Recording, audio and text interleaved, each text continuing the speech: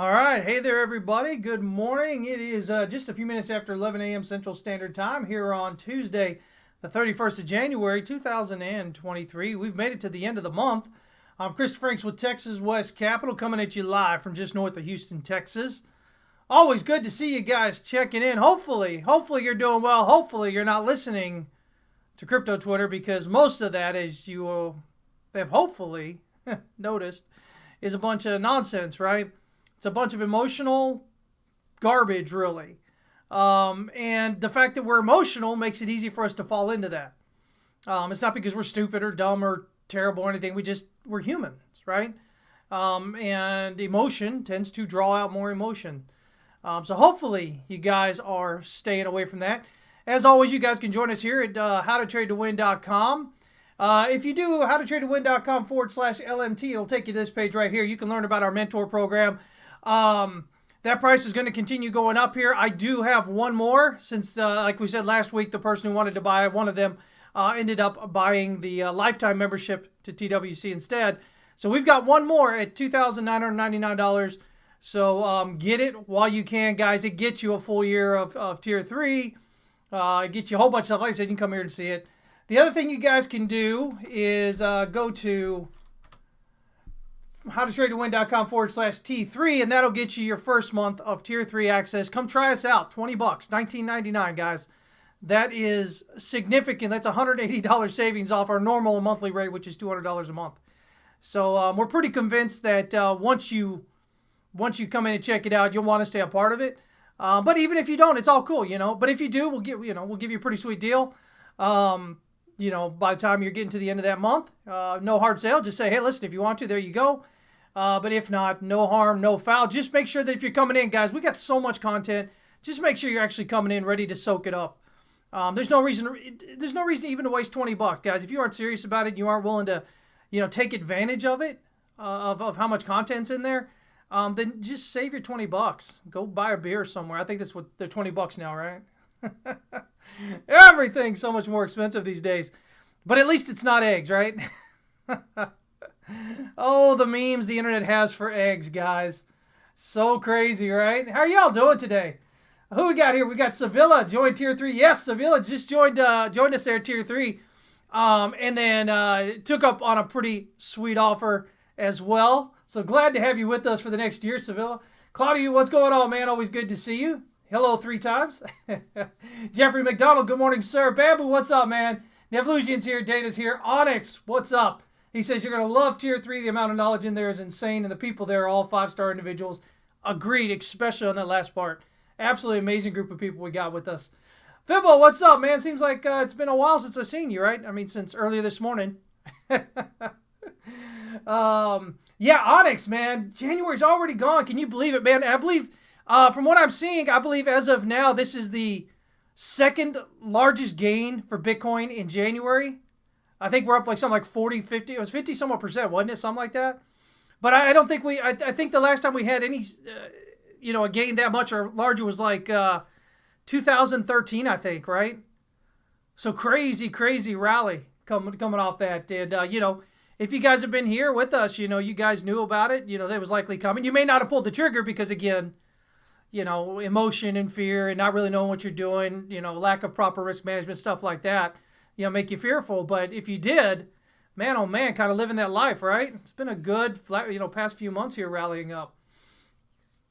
Let me see here. Is that, I always figure I'm going to screw up your name here. Is that Ilya? Is that how to pronounce that? Oh man, I hope I didn't screw that up. But good to see you checking in as well. Anybody else? Andrew's here. Michael Johnson.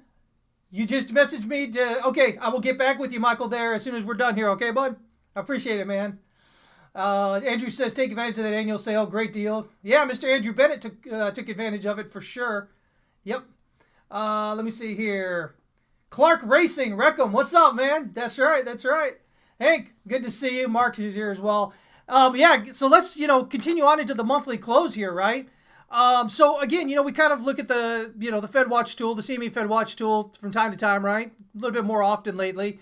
But man, oh man, check that out. Almost 100% chance, basically, of 25, the probability of a 25 basis point rate hike coming out tomorrow, right? Tomorrow's Fed Day, guys. Now, what can we expect? Now, if you watched Scott Milker's show this morning, Pete or John Nigerian was on there, and I pretty much agree with just about everything he said. I mean, if you guys have been listening to me for the last few months, I've been saying the exact same thing. And so, yeah, everybody's kind of got this slight chance that maybe we might get a flat Fed. I don't think we get a flat Fed. I think we get 25. I think this is probably Powell's last chance to actually sound hawkish. Again, something else that Nigerian was talking about there. And again, I agree, because after this, the Fed fund rate, they were looking for that 5%, right? After this, it's one more 25 basis point rate hike, and that's it. Then you're at 5, right? The economy's cooled off a lot more than they expected. So, do we even get that? I think, the bigger surprise is to the downside than to the upside. You got a lot of people out there still fear-mongering with a 50 basis point rate hike, but it doesn't make any sense right now, guys. With all the information that's come in, all the, just everything, man. I mean, I can't even, it isn't like you can go, okay, well, this and this and this. It's like everything, all that economic data that's come in is screaming, no 50 basis point hike. I mean, everybody's like, oh, well, the Fed wants to kind of freak out the market or whatever. No, it doesn't. The Fed does not want to freak out the market. The Fed wants an orderly market. Because if you freak out the market, then that puts pressure on you as the Fed to do something. And that just, it's this whole butterfly effect, right? The Fed does not want to freak you guys out. The Fed does not want to surprise you. The Fed tries to guide you. So in between the Fed meetings, you have those different governors speaking, those Fed governors speaking, right? And sometimes there'll be one thing, another time there'll be the other thing, right? But it's all, I've told you guys from day one, man, the biggest thing the Fed has going for it is its mouth, right?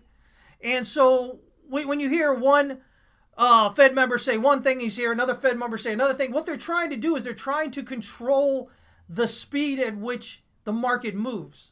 The speed at which, whether they're moving in line with it or out of line with it, or just they want to try and keep the knee-jerk reactions out of it. They want to keep you kind of muddled a little bit, right?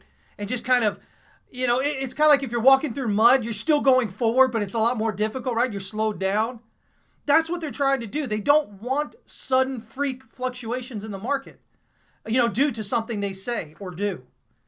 So, it's a bunch of nonsense. I'm not saying they've never surprised, but that's not their goal. Their goal is not to surprise you, to give you a heads up along the way about what might be happening. But so why do I say last time with Powell with some hawkishness, right? Well, because if they drop to 25 basis points as expected, I mean, this is a quick slowdown, guys. We were 75, 75, 75, 75, then 50, and now 25. I mean, we were bum, bum, bum, bum, bum, and then coming down, right? So that's a pretty sudden slowdown there. And so instead of, they don't want the market to get too excited about that and kind of just, barrel on with it, right? So, you might hear something, like I said, more hawkish coming out of Powell's mouth tomorrow to kind of buoy that, right? To give some pushback against that sudden, that strong move. But again, after that, then they're at the 5% rate they were talking about, right? So yeah, I don't foresee them doing anything other than 25 basis points. And I think if there was to be a surprise, it would be to the downside. It would be a flat Fed, but I don't think enough has happened for the Fed to be flat. We saw the housing market pick up. The home sales pick up last month. Pretty huge rally back up, right? I don't think that all of a sudden the homes start flying up again, but I think they maybe start to stabilize a bit rather than the down, the new home sales that they've had for, or home sales that they've had for the last 6-9 months, the way it's kind of continued to come down. So, I think we start getting more of a stabilization there, but I don't think the economy's put enough information out there to suggest the Fed's flat this time coming around. Does that make sense, guys? It's more nuanced things sometimes, but I think the Fed's good at 25. Who in the hell are the 0.02%? Oh, the 0.2% here on there. It was a little bit higher the other day. I think it was like 1.8% for a flat Fed this time. But here we are now, right?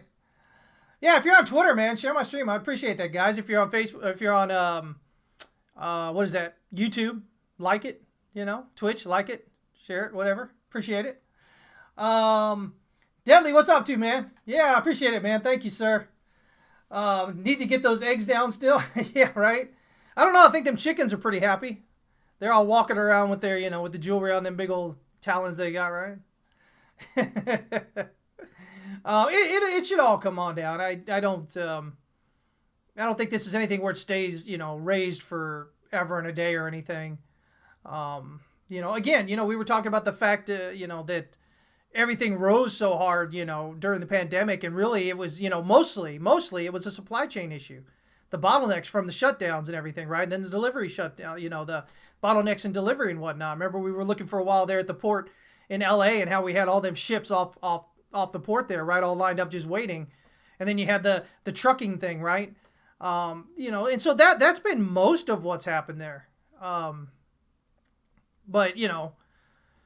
I mean, and so, now that we're getting, a lot of that out of the way now, I mean, you see that, everything's coming down. It's not like it's a direct effect of what the Fed's doing. The Fed's just playing catch up. They always play catch up, guys. They're always responding. They're always reacting. They're never acting. They're never proactive. And so everything they're doing is after things have already happened, right? So we got the peak, in the housing market and all that, and then the Fed really starts kind of kicking in, interest rates and whatever, right? It's just one of those things. Let's see here. Fibbleswine says the marketplace leads and the Fed follows. Relationship continues today. Always has, always will. Yes, sir. Yes, sir. Sylvia, what's up, man? Let me see here. Aren't the eggs because of the bird flu, though? Yeah, see? Again, but it'll work itself out is what I'm trying to say. Yeah. I'm sorry. I wasn't trying to say every single thing is the what you call it, the bottleneck. But I just mean, the everything in general has come from that. And they come in there, and then so now you get the eggs, yeah, so, bird flu, it is what it is. But it's nothing that's going to be, lasting, long-lasting, right? So that's what I was trying to get at. So, yeah, let me see here. Let me kind of put my volume off here. All right. So, anyway, this is what we're looking at. So, no surprise here. Let's see here. Let's go ahead and jump. Let's look here. Here we go. So, this is that little dragon pattern chart that I posted. What is this, Hank? What was it, about 2 weeks ago? 3 weeks ago? Something like that. I posted it first. And so here we are. We've actually hit the very edge of the target here. But again, I think we go up higher. This is the 12-hour. Look at this. Look at these candles right here. This is nice. On the 12-hour here, right? And so we've got reset down, almost bottomed out there and oversold, curl back up, nearing a bullish crossover and then a breakout, right? And so, again, this is the 12-hour. It's as close as you get to the daily without being the daily, right? And so we've got the hourly pivot right here. We expect a strong breakout here. I think the pullback's done. I think we break out and we head up. Let me see here. Again, you remember we talked about the bearish market structure coming off the all-time high. This was the last higher low on that large time, or higher, lower high on that last, on that large time frame, right? So that 25, 214, 57, you break out above that. And, realistically, if you're looking at here at the daily or, the weekly coming off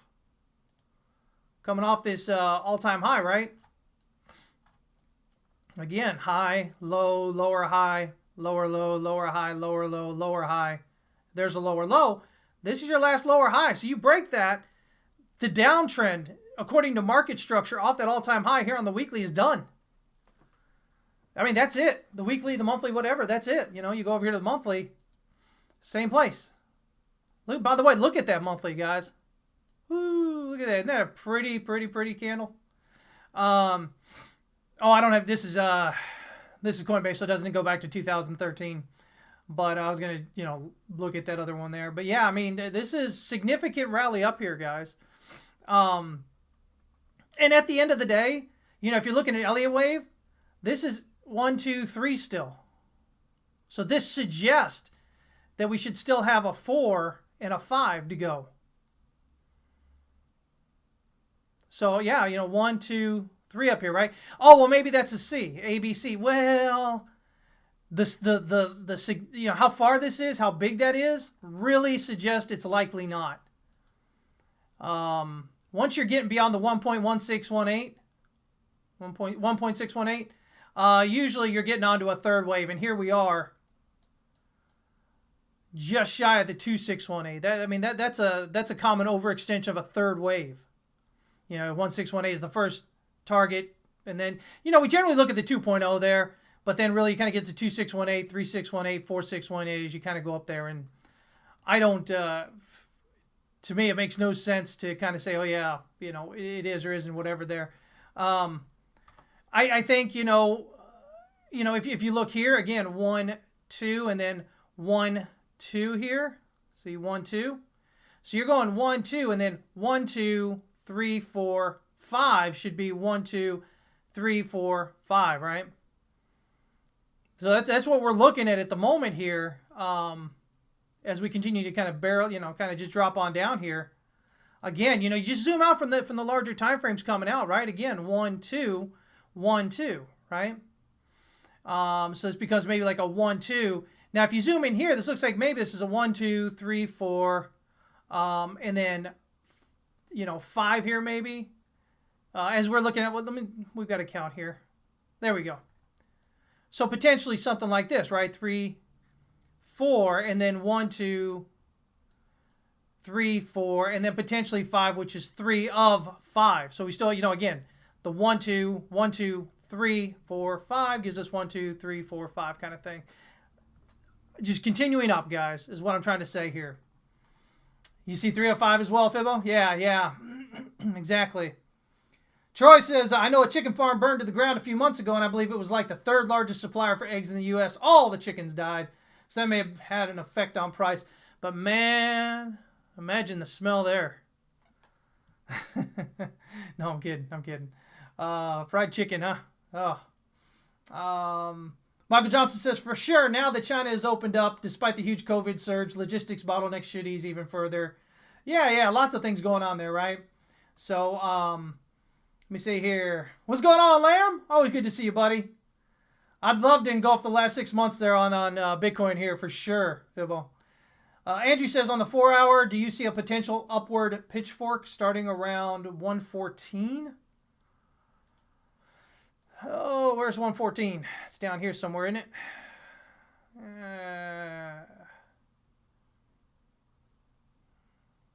About like right around. Well, I guess it'd probably be this area, huh? This area right here. Yeah. You can throw your pitchforks on everywhere if I'm understanding your question correctly, right? So, where the heck's the dang pitchfork? There we go. So, you could always do something like that, right? It's following that pretty well there, right? You see the median here of the pitchfork? See how that works really well there, and they found support here. So, again, breaking out through the median should have you rallying up to the outside time here. It should have you then rallying up to these overextensions over here, right? I think that's a pretty clean pitchfork right there for sure, man. If that's what you were talking about, yeah. If it's not what you were talking about, still looks pretty good.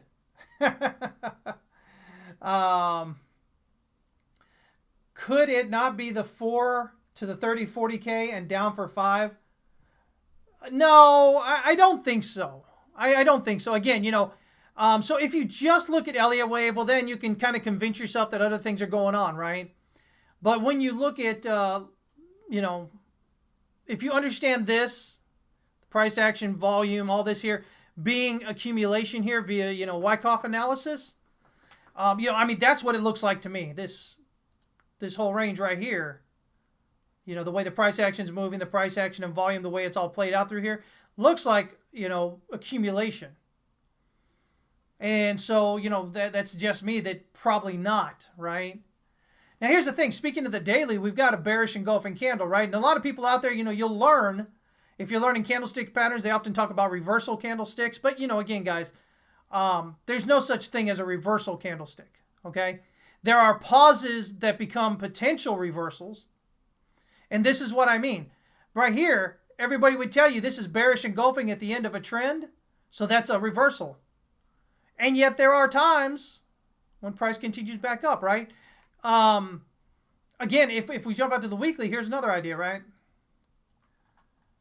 This right here, almost a reversal hammer here. Shooting star type thing, right? This should be, everybody would say this is a reversal candle off this rally. And remember, I told you that candle, that's a pretty big, that, most of the time we're going to expect it to go down here. I said, but if there's no real follow through, and instead we break back up, I said it becomes really bullish, right? Because it's a significant look at what should be a reversal, but the market doesn't actually reverse. The market just barely pulls back and then rockets up through it. That shows you the market's really, really bullish. Remember, I talked about that right as we printed this. So that was back there, when was that? Mid-December. And what did we get? We got a little bit sideways, then boom, rallied right through it, right? So again, you look at the daily here, and you go, okay, well, there's a bearish engulfing candle, so that should be a reversal. Well, yeah, a lot of the time it is. But you have to have follow-through, and right now we're not having follow-through. So if this candle keeps on rallying up through here, like that other one, it just means that, hey, the market just continues to be overly bullish, significantly bullish to the point that there's nothing that supply can do to it at the moment, right? Why does that happen? Why do we have this big rock up here? Everybody says, oh, it's so manipulated. Even Kramer, what an idiot. I mean, I hate to say it like that, but seriously, man, this guy's been doing this for how many decades? And he says, this is manipulated? Are you kidding me? No, this is just, you had 3 capitulations, guys. You've had 3 capitulations. You had it here, back in, was this May? Yeah, May. You had June, and then you had over here in November. That's your capitulations, guys. 3 of them. And then you had all the selling in here. There's the weak hands, the ones that are the short-term holders, right? They really don't have anything left. Those who are going to hold are holding, period, at this point. Again, we talked about the fact of this being a terminal shakeout here and why that is and what that means and what it's attempting to do. And so you remove all that supply from the short-term hands. This is easy. This is not difficult. This is not surprising. This is what you expect. Because there isn't supply. There's supply, but it's in the longer-term hands. They're not going to drop it right here. Only your short-term hands, and most of that's out at this point, which is why this rallies so easily. It's not manipulation. It's just lack of supply coming in against what is become bullish, right? Against what is bullish. Lack of supply coming in against that demand. That's all it is. There's nothing manipulated about it. It's just understanding what's going on, right? To me, this looks like, accumulation here, as I've been talking about, right? Again, main range over here. And they say, oh, well, this is too short to be accumulation. Well, that's not, this is accumulation from over here in June. You have your main range. You had the lower highs still coming in. And so you send it down hard, scare the market. They sell, boom, boom, boom. You sit right below the range low. Suck up all that supply that's coming into you. You got your breakout traders, your breakdown traders coming in. You got everybody else selling whatever, and you just suck up all their supply. Here it is. Boom, boom. Look what happens. Makes that low. It can't pull back anymore. It can't pull back anymore. Breaks out. Boom. Takes off. I literally outlined this for you guys, right? Before it ever happened. We kept talking about it, right? So we break through here. Inefficiency here. Should rally easily up to here, right? It was exactly what we're doing. So, people say it's manipulated, but if it's manipulated, well, then either I'm manipulating it, which I'm not, I don't have that much money, guys. Or, I know how the manipulation works. God, it's just manipulation in markets, in broad context, is just an excuse for people not doing what they have to do to learn how to trade properly. It's another going back to it's not my fault. It's somebody else's fault. And as long as it's somebody else's fault, you don't have to take responsibility, which means you have no reason to change. Which means it just keeps happening over and over again. And you reinforce your bias, your laziness, that it's manipulation and Wall Street's stealing your money and whales are dumping on you and all the other nonsense. It's not the way it is, guys. But as long as you continue to believe that's the way it is, you're not going to be serious about learning. And you might say, oh yeah, I'm serious about learning, go pay somebody $1,000, but you're not going to be into it. You're not really going to put forth the effort that you need. Discipline plus consistency, guys. Okay? And let's go ahead and add focus. Discipline plus focus plus consistency. All right? That's the only way you're going to become a better trader. As long as you continue to think that the market is the market that is manipulated, and you don't understand, how that manipulation game works and all this other nonsense, it'll always be in your mind somebody else's fault.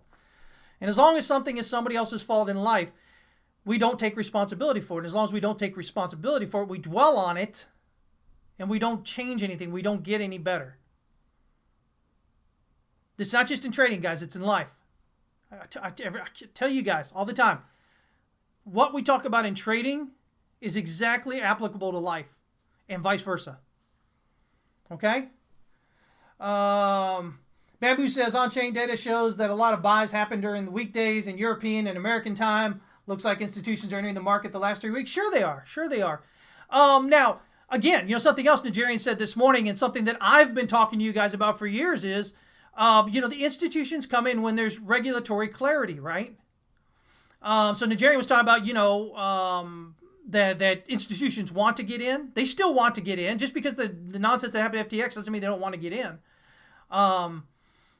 So the more regulatory clarity that comes in, the easier it is for them to get in. They're more protected. Okay? And beyond that, at this point now, again, they want to have transparency, right? You want to be able to know that your stuff is there and it's not going to, like Celsius did or like FTX did and all that other nonsense, right? So that's kind of where we're at with that. I know what the market should do, but it's manipulated.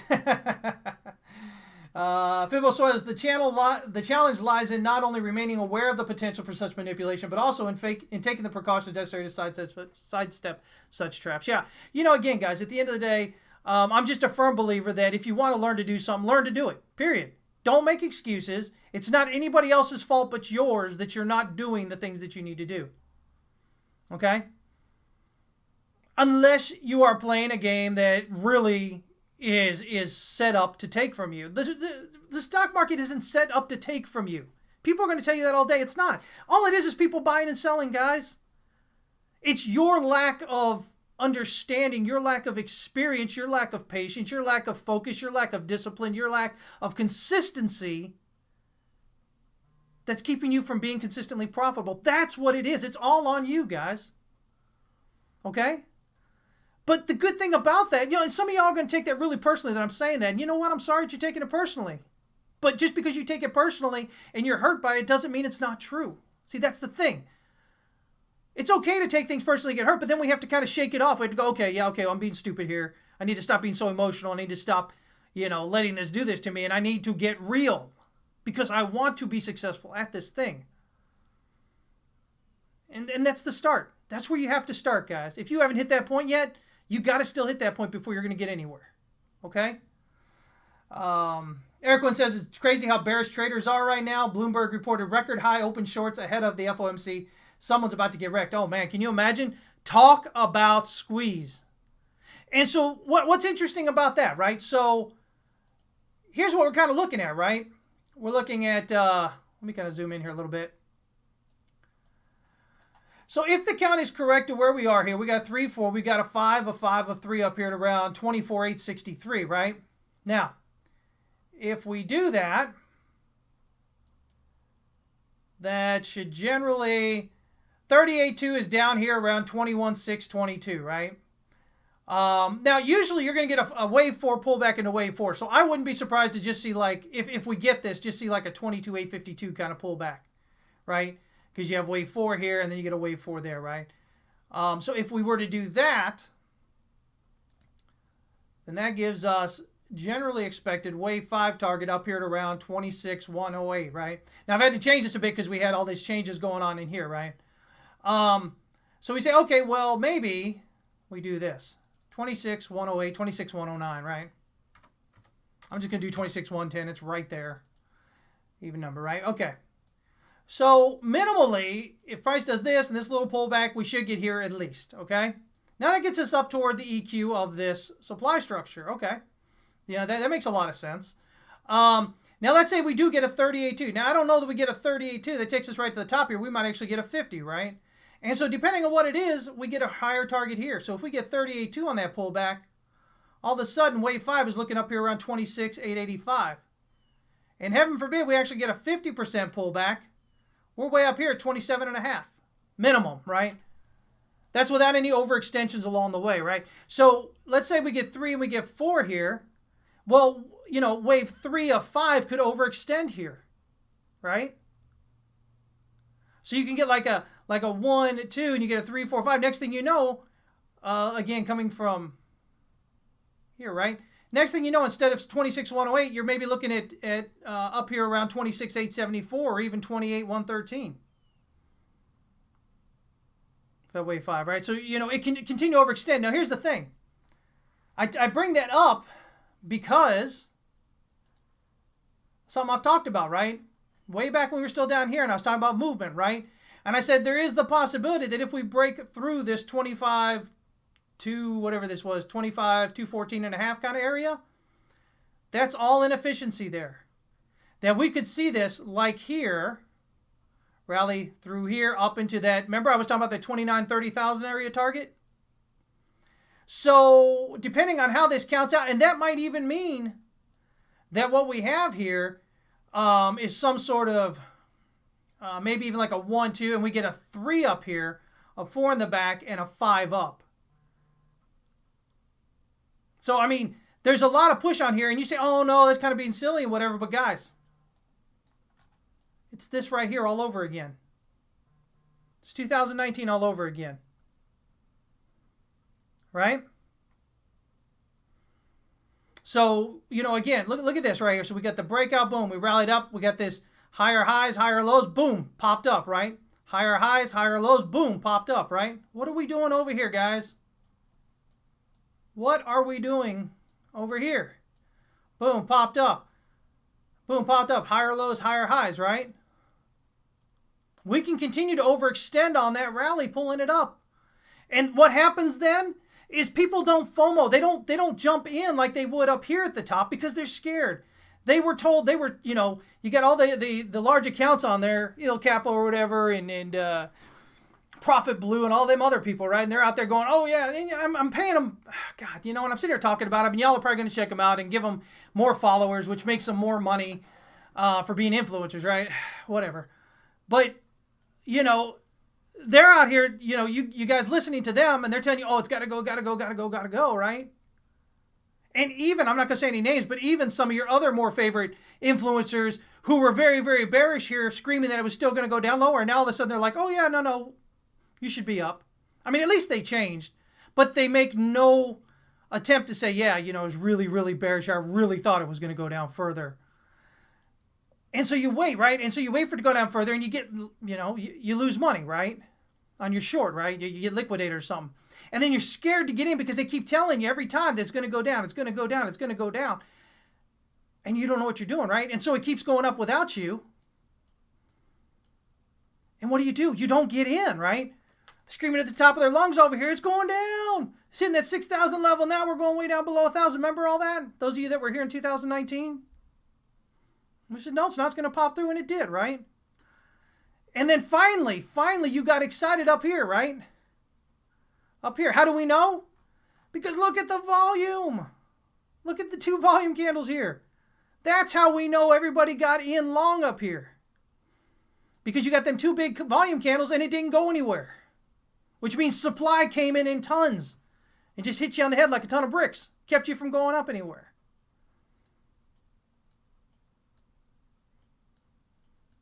It'll be the same thing over here. Most of retail will not get in until we're up here somewhere, 50,000 plus. And you'll have already missed all this movement from 15.5. And it's not that you had to know this was the bottom, but as a trader, you had to understand there was potential for a bottom forming, and at some point there was a trend forming here, and you should have been on it with proper risk management, right? Proper stop losses. That way, if it is going to go up, you're in. If it's only going up, you know, what are we up, 50 somewhat percent now? Right now, where we stand, we're up 50%. That's not the highs. That's just where we are right now. And so you could at least made some money, right? But no, everybody's scared because they don't know what they're doing. Fear, guys. FOMO. Do you know why you guys FOMO? It's because you don't understand what's going on with the markets, and so you're scared you're going to miss out. But it's because you don't know what's going on. You haven't taken the time to really learn and to get confidence in yourself for understanding. That's what it is. It just doesn't mean that you're, again, a lot of times when I say this, people are like, oh, you're calling me an idiot or something. No, not at all. I'm just saying this is what's going on psychologically or emotionally. This is why this is. And so now that you know, you have to accept it. You have to choose to do something about it. And then you actually have to do something about it, right? You have to notice there's a problem. You have to accept that it's happened, right? Oh, excuse me. And then you have to decide to make a change. You have to make a plan. You have to do it. You have to take the steps to do it, guys. It doesn't happen on its own, okay? Yeah, you think Prophet Blue's his account? I was thinking about it actually the other day. There's a lot of, guys, you don't understand. There's a lot of money to be made in influencing or as an influencer. There's so much money to be made in it. I mean, it's hard to fault somebody for wanting to do that for a living, because the money is just so stupid, how much it can be made. But you as the consumer need to understand what you're consuming. Okay. By the way, a lot of y'all looking for frees. You guys are those people that always want everything for free, right? It is what it is. Do what you need to do. But I'm going to tell you what right now, if something's free, you're the product. Remember that. Nothing is absolutely free out there. It always comes with a cost. The question is, what is that cost, and are you willing to pay that price? Okay? They took your cells. If you think education is expensive, try ignorance in life and markets. Yeah, exactly. On those moves up, you also get bear divs that will scare people even further. Yeah. But again, the more you know about markets and movement or whatever, right? So you'll often get these bearish divergences. So remember what I told you guys, when you have these higher highs and higher lows, they look like wedges or whatever. Often you're going to get like a bearish divergence, bullish divergence, bearish divergence, bullish divergence, or hidden, along the way. You'll get them alternating as it continues to flip back and forth. Higher high, higher low. Or lower high, lower low, if it's going down, right? So you'll tend to see those. You'll see it and they'll go, oh my God, it's a bearish divergence. And then all of a sudden bullish divergence. And then, oh my God, it's a bearish divergence. And then it's a bullish divergence. And then, oh my God, it's a bearish divergence, right? And of course, the bearish divergence holds more weight in people's minds because you've had a big rally, you're overbought. But again, the larger the time frame, the longer you can stay overbought. It's not a big deal. Look at what's happened on Stochk RSI here. We've almost reset into oversold on the daily. Remember, you think of RSI as your speedometer. Think of Stochk RSI as your RPM gauge. For those of you that have ever driven a standard automobile stick, right?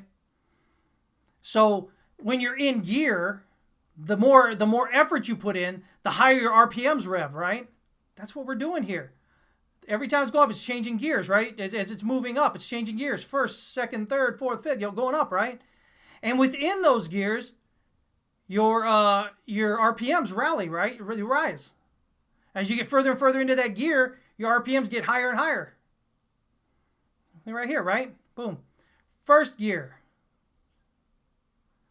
Second gear, right? So this is all you're doing, right? You're rallying up, boom. You see how your RPMs, as this is rallying up, you see your RPMs get up the quicker and quicker. They're redlining. And then then you shift into the next gear, right? Reset your RPMs. And you start slowly and you start picking up speed again. As you start getting up here, your RPMs pick up faster. More effort, right? I think that's probably the most helpful analogy between RSI and Stochk RSI. Stochk RSI, I'm going to be honest with you guys. Stochk RSI was one of those things, one of those things as I was learning that I had a lot of trouble really wrapping my head around until I started thinking about it in that way. And all of a sudden it made perfect sense to me. And so, that's why I always, I don't ever just use like RSI by itself. I'll usually have Stochk RSI on there because it gives me an idea of the strength of that current momentum. It's been a while since you've driven a standard, but it's a great explanation. So would you say we're shifting into second gear? Oh, no, yeah, here was the first gear up, right? And then we shifted. And then here we're going up again, right? And then we'll be shifting. We'll probably, or we're finishing up here. Well, we're resetting here, so we're shifting here locally, right? And then we'd be popping up into the next gear coming up. the resets happen here on your Stochc RSI, right? Again, the idea is your RPMs are up here, they're redlining up there, boom. And when you shift into into the next gear, slows it down, right? Your RPMs drop off. Then they start picking up again as you're going faster and faster. So yeah. Fibbo likes the ADX as the heartbeat of the market, like an EKG a doctor looks at. Oh, ADX is even more difficult for me. Well, when I first started, I don't usually talk about it a whole lot because most people I've talked to get confused at first on it, and they usually get so confused that they never actually sit around and try to understand it. So that's why I usually don't put it on there. But yeah. Hank says 12-hour stochastic crossing below 20 during a prolonged uptrend is a money printer. 50 times those dips, free system, you can backtest it. So there you go. So what do we got? Look at that. That's what he's talking about, guys. Prolonged up, right? Pull back, reset, right? So what are you looking for? You're basically looking for an impulsive breakout above the hourly pivot. If you can get it, again, target's right on up here, right? Pull back, boom, get up there higher, right? Now this hourly pivot, change at the end of the week here. The daily pivot is going to change tomorrow, right? So daily pivot's way down. We ran the 5 pivots, so now the daily pivot is gonna basically reset, right? Now this daily pivot moves way up here, right? Should be fun. Gives us a whole nother 5 set of R pivots to run through. A set of 5 R pivots to run through. Yeah, stochastic, not stochastic RSI. Yeah. I always think when you say it, I'm always thinking stochastic RSI. So yeah, Hank's saying it's the stochastic, guys, not the stochastic RSI. Remember, RSI is a deviation of price, right? And Stochc RSI is a deviation of RSI. So Stochc RSI is like a deviation of a deviation. Yeah. So that explains why it moves faster than RSI, which moves faster than price. The way to kind of think about it. If you live near LA, you don't make it into 4th or 5th gear. Let me see here. All right. Double negatives, man. That's my favorite. All right, guys. So that's Bitcoin there. Let's kind of jump on here. Ethereum. Man, so I got a couple of different ways to look at Ethereum here. First of all, man, we've had this chart, right? Look at that. It's just been such a beautiful thing. We had the ascending triangle here, right, that we busted out of. And then we had the descending channel that we busted out of, right? And then, we're up here now at this hourly pivot. We're kind of hovering around here. When I look at this right away, guys, my first thought here, let me see if I can do this. My first thought is that maybe this is like a triangle here. So maybe without even counting anything, right? My first thought was if we're on this, let's say 12-hour here, right? My first thought is like, oh my gosh, maybe we've got something like a A, B, C, D. Whoops. God dang it. I don't know why. I look at that and I always end up grabbing the wrong one.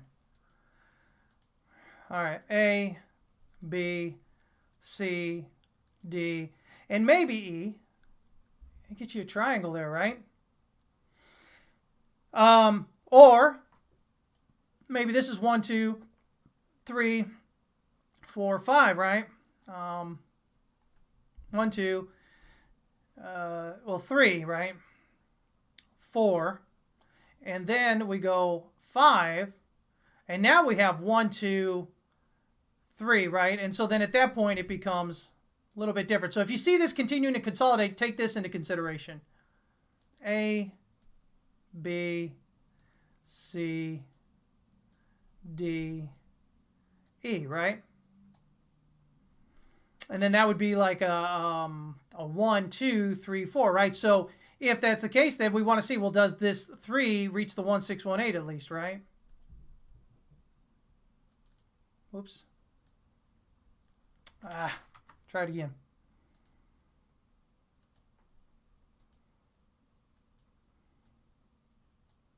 So if we look at this, we're already up here almost to the 2.0 right here, right? So again, 1, 2, 3 triangles of 4, and then we get a 5, right? If that's the triangle right there, 5 should be up here around that 1780, 1790 area. That's this target right here. But that would still only be, you know, that would still only be 1, 2, 3, 4, 5, right? Which we've still got this one here, this one too, right?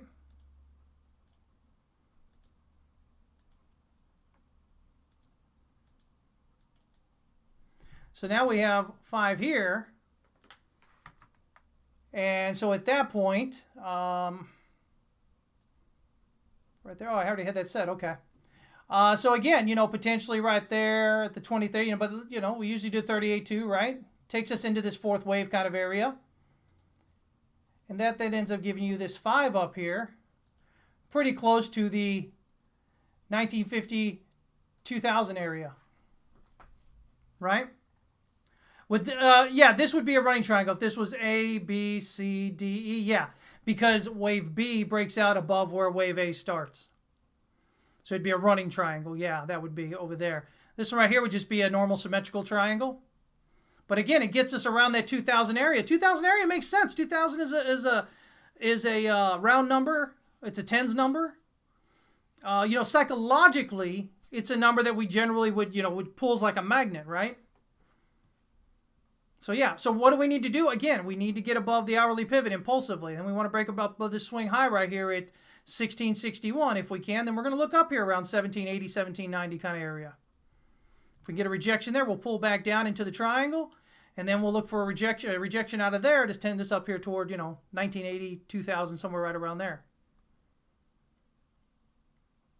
And then guess, that gets you wave 1. Guess where wave 2 pulls back? Right back to wave 4 here, right? Wave 4, the lesser degree. That should be about a 50% pullback.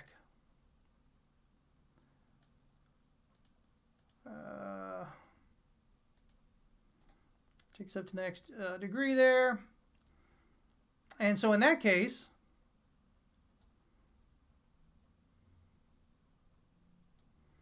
look at it right there. 1500, right? From 2000 down to 1500. That would be the expected target. And it's right here in this high volume node. So that's what we'd be looking for. And then boom, third wave up, right? Most likely, retail that gets in is going to get in up here. And then they're going to get dumped on here. And they're going to go, God dang it, what the heck? I missed the rally from here. I finally get in, and then it drops against me and liquidates me. That'll be what goes on. And you see a lot of people upset about that. It's in areas like this that you'll start seeing, you know, those capo and all those accounts all of a sudden go, oh, see, I told you. It was just a big bull trap. But that's the market. That's the wave psychology. Each of these waves, if you study Elliott wave, each of the waves, 1, 2, 3, 4, 5, have a certain psychology. The market is thinking a certain thing in those waves, which is why the market acts like it does, which is why the waves develop like they do in terms of volume and movement. Let's see here. Yeah, I think February I think it's got the potential to be pretty green. So they're out of the out of the years, I think it's only been like 2 or 3 down Februaries. I think 2 or 3 red Februaries, something like that in Bitcoin's history. Usually, they're green. Now we've had a pretty expansive rally through, you know, right now through January, right? So I don't know. Maybe let me pull up the BLX here real quick. Let's look back at 2013. What happened then? Oops. Let's look at the monthly. All right. 2013. It's this one right here. Whoops. Go back over there. All right. So that's that one right there. And then we had, look what we had here. Boom, boom, boom, boom. But, you know, this had already moved up through, you know, through the first iterations up here, right? I mean, that was, you know, 50, 51%, something like that, right? In January there. Here we are already This might become the greenest February. Or January if we get some continued movement up here, right? I mean, we're pretty close to it. Well, it says 40. Well, it's 40% for January. I mean, we'd have to get up here around 25. We'd have to get a sudden push. I don't think we're going to get that today. So it'll be, it'll be the second biggest, whatever, January, right? But if we continue to look through here, so there's January there. Here's January. Here's January. Here's January. Again. Keeps doing that. Because I just want to see some here. Let's look at these Februarys, guys.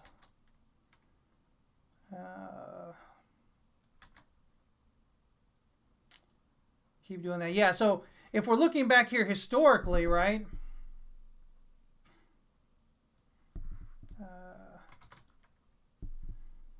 Let me just get a couple more in here. Okay. So, I mean, February green. It popped up, but then got pulled back. This was right before that March 2020 kind of drop there, the BitMEX-driven thing. Green. Actually, this one, barely green, but green nonetheless after a big drop back up, and then it came down further there. Let's see here. That's not green. That's not green. It's just sideways, though. Green over here. Not green. Green over here. Not green over there. Generally, it seems like February does pretty good. It looks like it's more than just a few times that it wasn't green. But nonetheless, we look at it here, and I mean, so it looks pretty good. Coming off lows, look at what happens here. So coming off, but the rally wasn't quite as strong in 19, right? But still, we had all green months up into June, right? That was that low. Coming off this January here, but off the low here, we went sideways before going up. Off the low area here, went sideways before going up. I mean, so it seems to suggest that if we're at a low, then it should either go sideways or up most often. Right? So interesting way to look at it, I guess.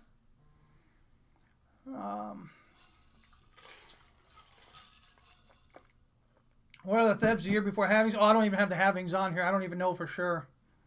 I'd have to know when those halvings are. Check them out. But it's not having this year though. It's having next year, right? It's 2024 is when that halving is going to be. So it's still a year plus off as far as that goes. So yeah, we'll see what happens here. But if the Fed comes in with a 25 basis point rate hike, or heaven forbid it runs flat, and then if jobs are coming up at the end of the month, 175,000 new jobs, I think, is what they're looking for. That's the consensus, right? That's down significantly from 223, which was last month, right?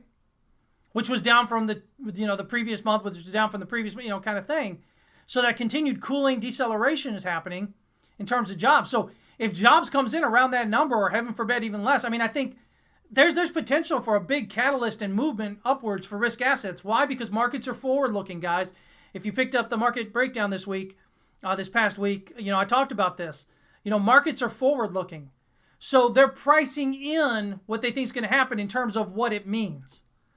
And so it's not that, if the Fed comes in at 25 basis points, they're not going to hike again. It just means, hey, they're that close to being done. And if they're that close to being done, I have more confidence in putting money in, right? If jobs are cooling down, continuing to cool down, right, that means the Fed has less of a reason to continue raising interest rates. Again, forward-looking, that would mean that downward pressure, that heavy pressure of interest rates is not going to continue to increase and may even start coming down. And that's what the markets are looking at. This is what I've been trying to explain to you guys over the last months now about that. Everybody's talking about, the pivot back in, August or November or whatever. There's no reason to talk about the pivot. Talk about the deceleration. Deceleration gives you a reason to get in.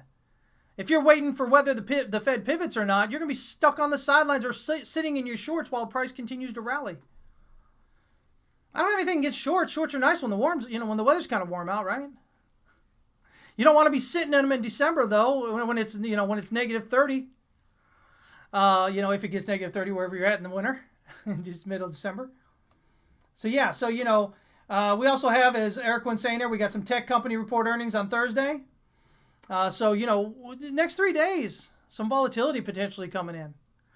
But, the more it's in line with expectations, the more positive it is for the markets, for risk assets, right? Which is stocks and Bitcoin, other cryptos and stuff like that. Yeah. So yeah, looking good. We'll see what happens. Right now, I still expect further upside. Until something happens that says that isn't anymore, we hit our invalidation level there, the wave 4, most recent wave 4, then, we'll continue to look up. There's no reason not to, at least for right now, right? Let me see here. FTM, I don't remember if I talked about this last week, but I posted this chart that I think FTM's looking all right. And here we go. We're rallying up, trying to break out above 0.522. Again, should have a pretty decent movement up through here. You've got inefficiency. You got inefficiency here, here, here. The market just doesn't care about this area. So I could see the potential for a nice rally up here, right? So maybe get you like a 1, 2, 3, 4, 5. Right? And then 1, 2, 3 breaking out, right? Heading up. So I think FTM still got some chance to continue moving there potentially. We just want to see a nice impulsive breakout above 0.5222 to potentially set it rallying up here toward, 0.9490. We'll see if we can get that. Again, that's going to be an overextension. That's a big move, right?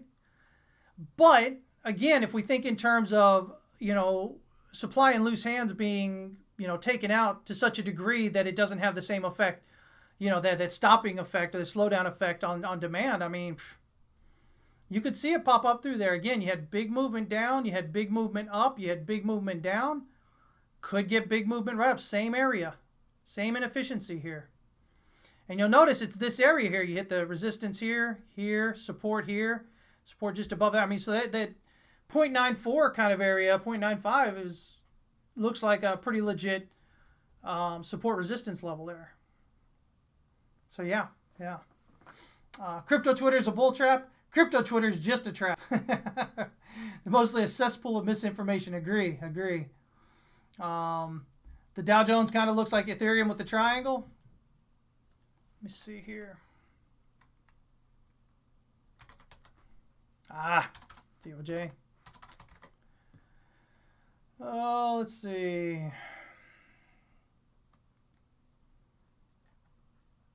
Let's zoom out to a different time frame and see what you're looking at. Right here, potentially. Yeah, potentially. Could be A, B, C, D, E, either done or pulling down a little bit further here and then take off. Sure, it could be. What's my count say right now? I've got this as a 1-2 though right now, and then a 1-2. So I've got it as a 1-2, 1-2 right now, and then 1-2, get ready to prop on out, head higher. As for the Dow, the big thing is, again, mid-August. By the way, on Bitcoin, this mid-August swing high is that 22.5, the 22.215 and a half area, whatever. That last lower high for the bear market or bearish market structure. Same mid-August swing high. That's the key point in all these charts, I think. Again, the Dow's already kind of popped up above there, which locks this in as ABC right here. So it could be W and then ABC up as X and then ABC down as Y, and then it'll turn around and head back up. Or right now, until it does that, I'm looking at this as ABC, and that's done. This is 3, this is 4, and we're rallying up here in 5 right now. In terms of the S&P,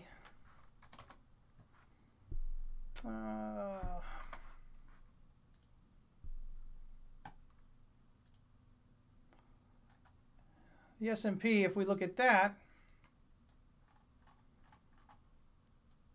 again, mid-August swing high is this right here. That's where it has to get above. And if it gets above that, it confirms the Dow's breakout of it, right? And so then you have, 1, 2, 3, 4, 5. So there's A, there's B, and 1, 2, 3, 4, 5. There's C. Same thing. Same thing with all of them, guys. With all these indexes, they're all looking the same way.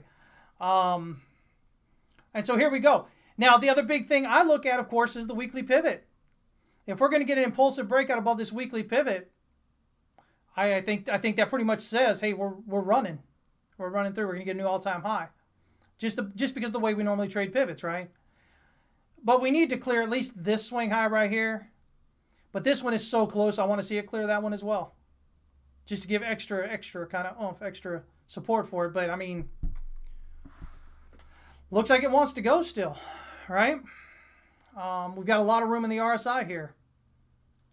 Monthly's just getting going. It's just now breaking out of oversold here, right? So, and as you can notice here at the bottom, big spikes of volume at the bottom. Almost a big bullish engulfing candle here coming off the lows on the monthly. Let's see here. Have a great day, Mark. Let me see. Yeah, and so, of course, you have that descending resistance.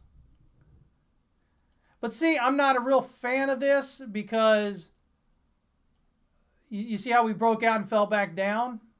So I'm not really a big fan of that. Let me kind of get rid of this again. Let's zoom into the weekly.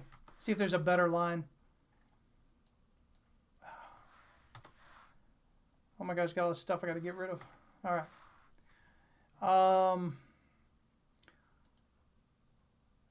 You see how you have this fake out here and it comes back in, and then I'm not a big fan of that. I think that works better. And look at how this lines up perfectly here as well. I think this one is going to work better. You hit that one, you pull back, you hit it here. And so I'm going to look for a big impulsive breakout here. And here's the thing. Getting an impulsive breakout here is going to be that follow-through impulsive breakout through the, through the pivot area here, moving up, which is what we want to see. See, I would look at that there. Yeah, I'm on log. I'm always on log. Why wouldn't you be on log? You're talking about here from 4,800 down here to 3,500. I mean, I guess it's a decent move, but yeah, I'm not a big fan of using arithmetic charts. They trick you like that. Because we don't think in terms of arithmetic charts when we trade, guys. Again, you're not going in saying, if you get in something at $1,000, you're not looking to make $100. You're looking to make 10%. That just happens to be $100, right? But if you get in at $10,000, you're not looking to make $100. You're looking to make 10%, and that's $1,000. So your log chart puts the way we think into the way we see. So that way what we're looking at is what we're thinking. That's what the log chart does. I mean, for lack of a better explanation, guys. That's why we always use log charts. Why? Because even when you zoom down to the very small time frames where price isn't moving a whole lot and it works with arithmetic, your log is still going to be pretty much exactly the same. So you're not really losing anything, right? But you are losing things when you get to the larger movements where, your arithmetic's going to look like maybe it works, but then it doesn't work, and it doesn't work because your log wasn't, where you need to be looking. Yeah. On the SPX, this isn't the SPX. This is the E-minis for the S&P. This is the futures. I usually look at the futures. I try to stick more with the futures because you get the volume on it.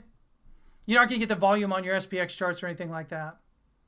And, what can I say, guys? Again, end of the day, my bread and butter is volume and price action, right?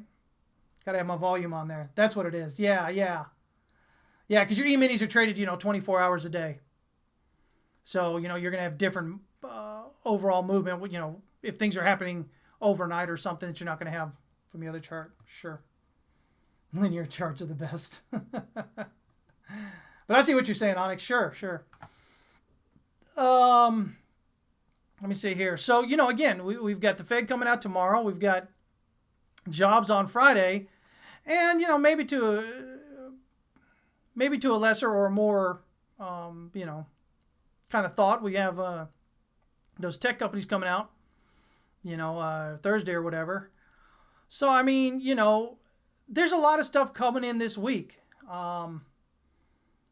I had mentioned to Discord yesterday that I could see us kind of not really doing any big movements into the Fed meeting tomorrow. Because it looked like the dollar was, rallying up into resistance, trying to, on the larger time frames, Stochastic RSI or whatever. So let's go and pop over to the dollar. So we're looking at here. Yeah, E-minis. Yeah, I mean, E-minis are great. When you're looking at an index, look at the E-minis, man. I mean, I think that's a truer thing. It's what people are actually trading, right? So, yeah, you can see here on the daily, look at this. You almost rallied, you almost broken up into overbought here. Still have not hit oversold on the RSI. It's just kind of gone sideways since back over here in November, guys. Which is why we continue to break down further. Because there's just enough trying, right, to get into the DXY there that's keeping it from resetting. But not enough to keep it from continuing to fall. And so now we've got, this rally up to the top of the range here. And now we're coming back down. Again, if we look here, we go 1, 2, 3, 4, 5, right? Maybe like a flat correction here, 4 and then a 5. And then we go A, B, C. So now we got a 1, 2, right? 1, A, B, C is 2. So 1, 2, that would get us coming down further again. Looking for 100 at least, but looking closer down here toward 93, 94 area, getting toward that weekly S1 pivot. I just don't see anything out there, guys, screaming for the dollar to rally. Right now, I don't. Now, if I see some, we'll talk about it. But for now, I think it's continuing going down. As long as it's continuing going down, it takes that bearish pressure off price on risk assets, right? Does that make sense, guys? Now, it doesn't mean that everything's going to act exactly opposite of the dollar. But what it means is if you take the dollar pressure off the assets, right, then, they don't cost as much. If the value of the dollar is dropping, the price to purchase them is dropping, right? Now, there's other factors that make up price, again, supply, demand, all these other things. But a big proponent that may drive some of that, or that does drive some of that, is the actual price, right? So, yeah, if you're converting, if you're looking at things valued in dollars, and dollars are becoming worth less against other currencies, then that downward price pressure should ease up a bit, which makes it easier for risk assets to rally. Anyway, guys, that'll do it. I'm done. I'm going to get out of here. I hope you guys have an amazing day, amazing week. Please join us at howtotradetowin.com/T3. I gave the link at the beginning there. And I think it's under the video as well. And you can get your first month, or your only month if you choose, of Tier 3 for $19.99. No credit card information needed. Well, you have to do it to buy, but no, it's not an auto-renew. It's not an auto-renew is what I'm trying to say. So you don't have to worry about remembering to cancel your membership or whatever.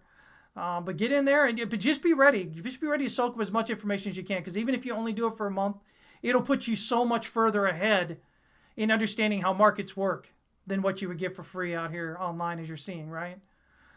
So do that. If you want to join us, I do have one more discount on that mentorship program, since the other person took the lifetime, which came with the mentorship program, is more expensive, but they took that. So I've still got one more there for $2,999, and that's a year-long program.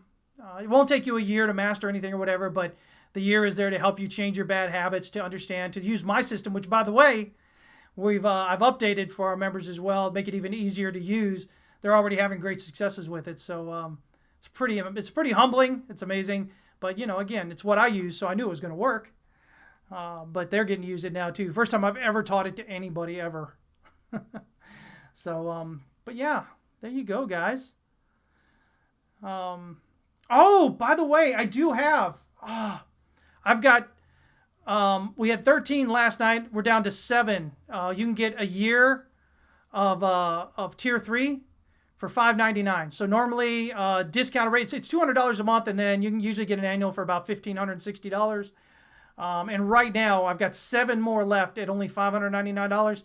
And what that is as long as you keep auto renew on your account and you don't miss a payment, it will renew at that same cheap price no matter how much we raise the rate.